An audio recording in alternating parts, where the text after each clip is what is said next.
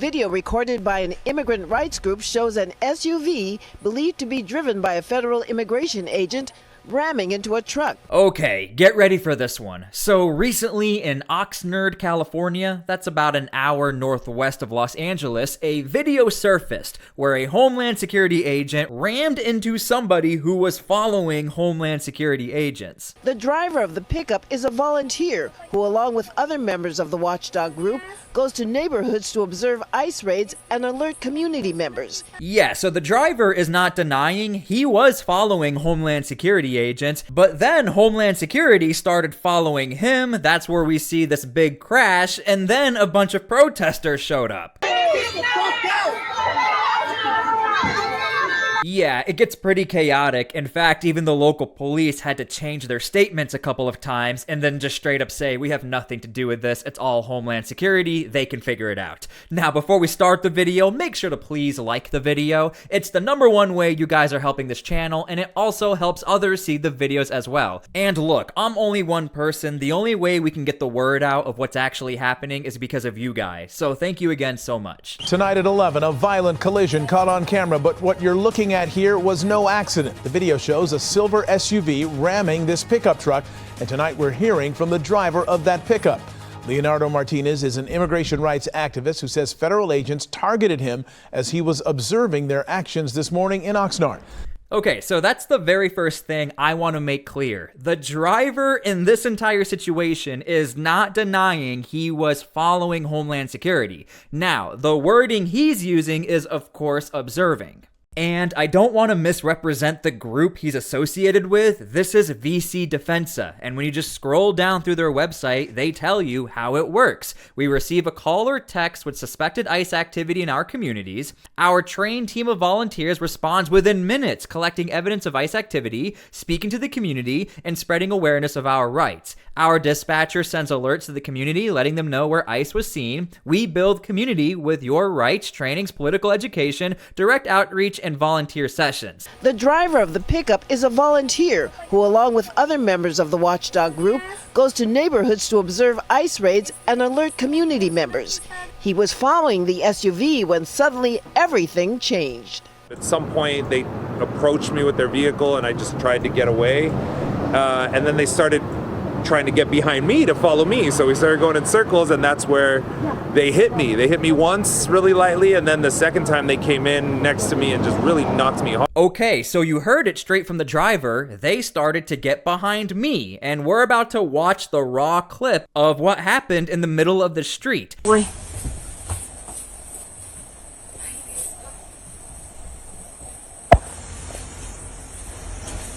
¿Cómo se llama? Defensa. Yo le puse defensa. So according to the driver, this is where the light nudge happened. And regardless of that, the driver kept driving forward. ¿Cómo se llama? Defensa. Yo le puse defensa.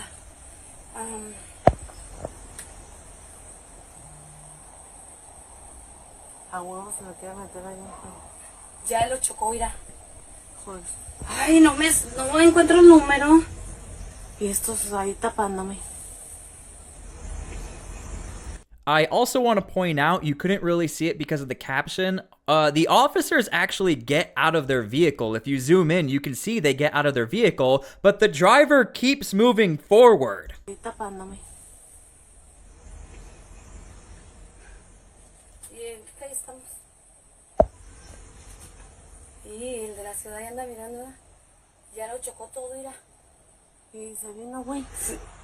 ¿Por qué no se metió para allá? No, ya no para allá. Buenos días.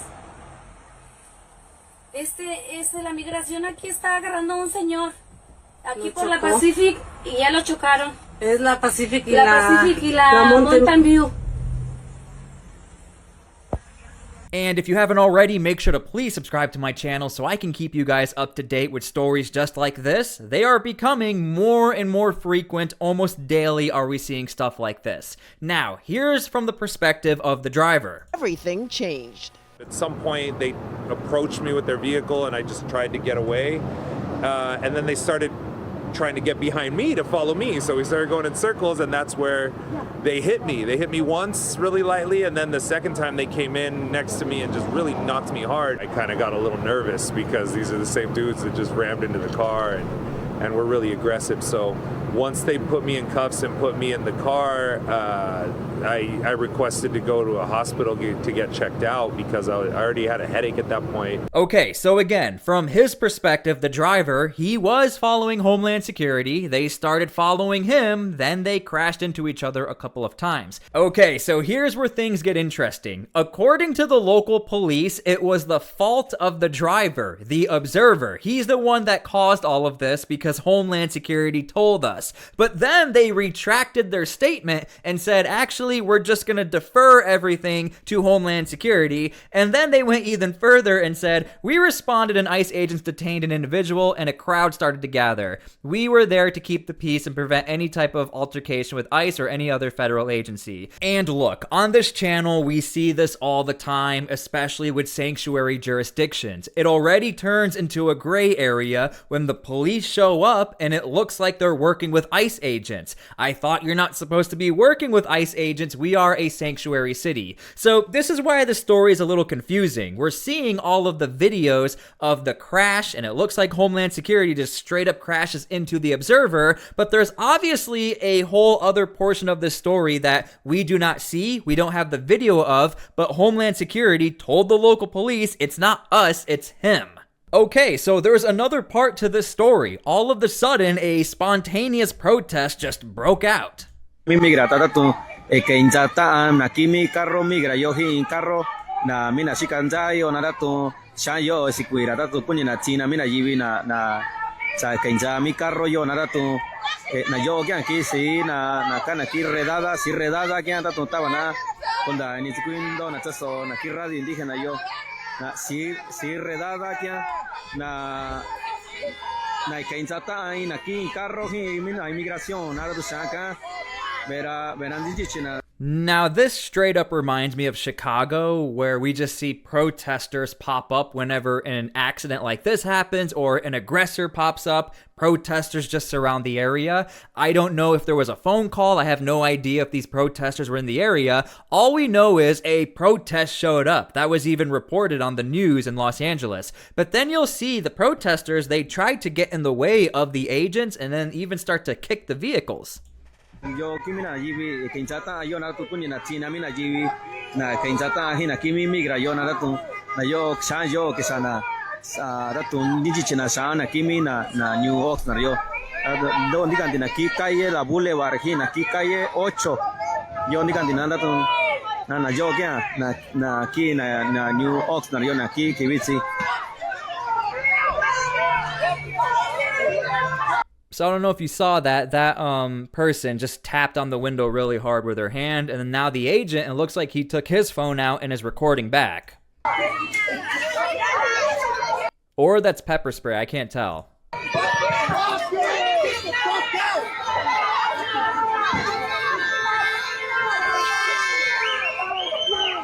And then they are throwing stuff at the vehicle and kicked it.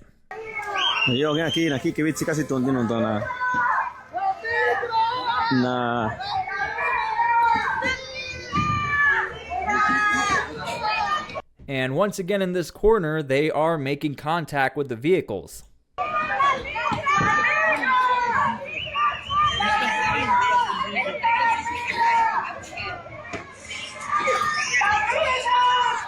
Aquí vemos que la comunidad está aquí, pues.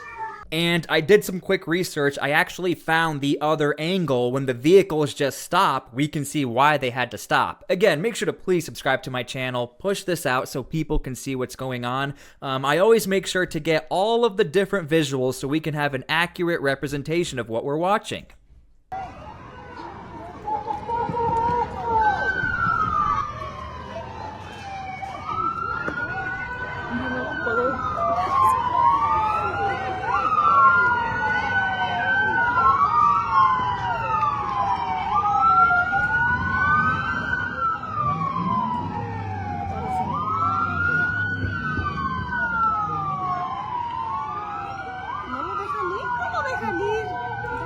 So that's a pretty big deal. When an agent has to get out of the vehicle, again, I can't tell what he has, if he's just pointing or if he has pepper spray. It's hard to tell, but that is now the second time the agent has had to get out of the vehicle and tell people to move. Lo quieren bajar, lo quieren bajar. cómo se van a llevar al líder de la organización. Ya se lo lleva. Mira, lo va a bloquear allá, lo va a bloquear.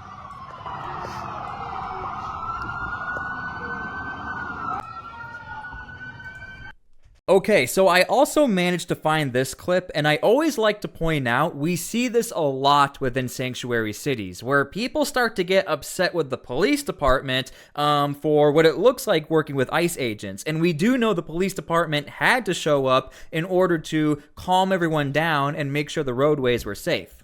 Están cuidando a criminales, hijos de la chingada. Puta. Nosotros somos los que les mantenemos su salario, cabrones. Son unos enganchadores de secuestradores. Son unos papanatas. Están de adorno. Valen pa' pura madre. Si ustedes no nos protegen, ¿quién nos va a proteger?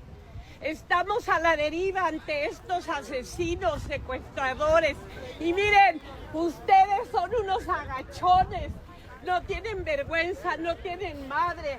Ni parece que fueran de nuestra raza. Me da vergüenza.